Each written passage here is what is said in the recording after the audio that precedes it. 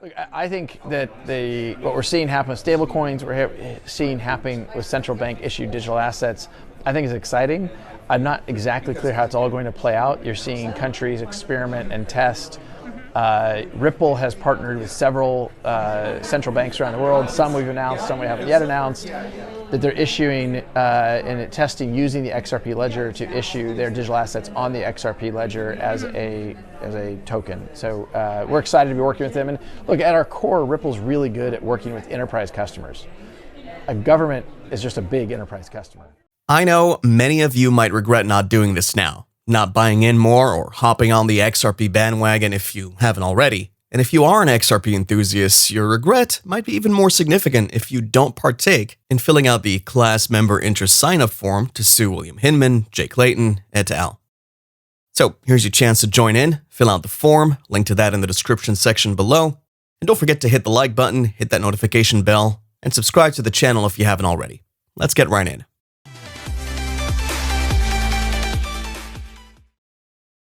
Welcome back to the channel, guys. So, hey, they don't want you to see this. Look at this one from Hacker Noon. Ripple is orders of magnitude better than Swift GPI and correspondent banking protocols. And here it says, in order to do a cross-border transaction and get settled, there are two options. It is either your bank must already have established a direct relationship with the receiving bank, which means that it must have a pre-funded Nostro account with the other bank, or the other option would be for your bank to rely on other intermediary or correspondent banks, usually major banks, that have already established a relationship with the receiving bank and your bank pays them fees for that, and that's what most of the banks do, because it takes many months, usually 9+, for a bank to create a new relationship with another bank. Now, isn't that costly and time-consuming? Of course it is. However, XRP doesn't work like that.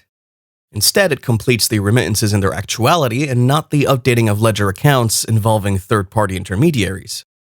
Now listen to this. So Swift came up with what they thought to be an even better solution to rival Ripple's, the Swift GPI, which they claim to be an improved messaging system that improves the speed, security, and transparency of payments. Even more bizarre is the claim that about 50% of Swift GPI payments are credited to end beneficiaries within 30 minutes.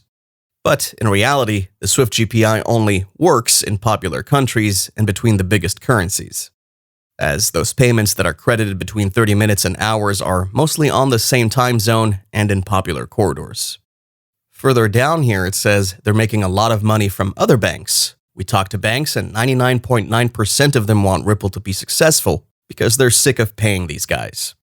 And that was the CEO of Ripple, Brad Garlinghouse, referring to the big banking corporations like Citi, HSBC, and Chase. They're at the helm of affairs at Swift. As he went on to say in an interview, Ripple has partnered with several central banks around the world, some we've announced, some we haven't yet announced. Like the feds, they would instead get their hands on as much as they can before letting you get a pinch, so don't be deceived by them. Now let's talk about these central banks, Ripple, and how it affects the XRP community's favorite XRP token. And of course, one of the many reasons why these banks and central banks are queuing to join forces with Ripple is due to XRP's on-demand liquidity for instant payments, allowing them to settle millions and billions of remittances in a matter of minutes. Take a look at this guy, Universe20, who tweets, XRP, it's coming this year only. If this fractal repeats, then $17 before end of year. And this is just tech targets, fundamental targets 3 to 4 digit XRP. This one from a real XRP whale, XRP, the month of May will be historic for XRP, $7 to $13 coming. And he goes on to add that XRP settlement can happen any day, any hour, any minute. And so, isn't the question, will or can XRP hit $50 after settlement a little too apt? First off, allow me to say this, as one user would have it, XRP will create the first hypotenuse that will go to infinity. This is not a drill. Swift will utilize both Ripple and XRP for trillions of dollars in payments. It's all part of the plan. Know what you hold. Guys, you heard that right. Know what you hold and hold on to what you know. Don't be dismayed by the current market trend. Don't sell out your XRP. Instead, buy in more, as right now is just about the perfect time to do so. These aren't my words, but that of those who are ardent followers of the market trend. Of course, this isn't to be considered financial advice. However, it's also not to be taken lightly. I know many will regret this because I know many of you will be deterred by the current downswing in the market and not take advantage of the dip to buy in more at the cheapest. But tell you what, More than 11,000 global SWIFT member institutions sent an average of 42 million messages per day through the network in 2021, marking an increase of 11.4% over 2020. And that is according to data from none other than the world's leading source of financial content on the web, Investopedia.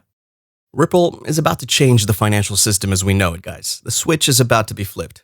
XRP is designed to be a stable coin at $10,000 plus.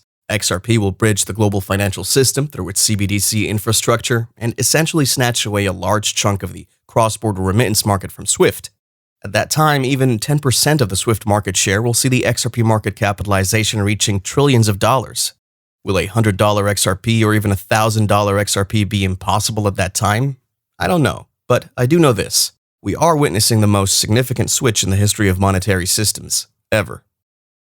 You now know why the feds are all up about owning as little as 1% of all XRP, because they see the value proposition behind this coin. They are the leaders of the financial world, so they would stop at nothing to sway your attention away from buying in while they do their groundwork, like they always do. The infrastructure is already built with this new system.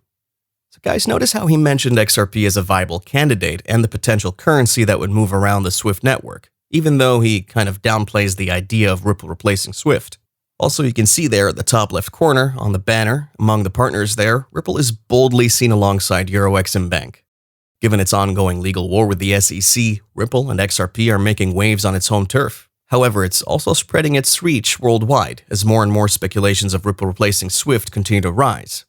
All thanks to its payment processing proficiency, which has enabled the company to extend the service towards the CBDC end, establishing itself as the ready-made solution for governments that wish to create their own central bank digital currencies. I don't need to remind you how important this is, or how huge XRP will turn out to be. And if you're keen on seeing that happen much sooner, check out the link to the class member sign-up form in the description section below, and join the fight to eradicate the major stumbling block to Ripple's price potential. But that's all I got for today, folks. Hope you enjoyed the video. Don't forget to hit the like button, subscribe if you haven't already, and as always, we'll see you in the next video.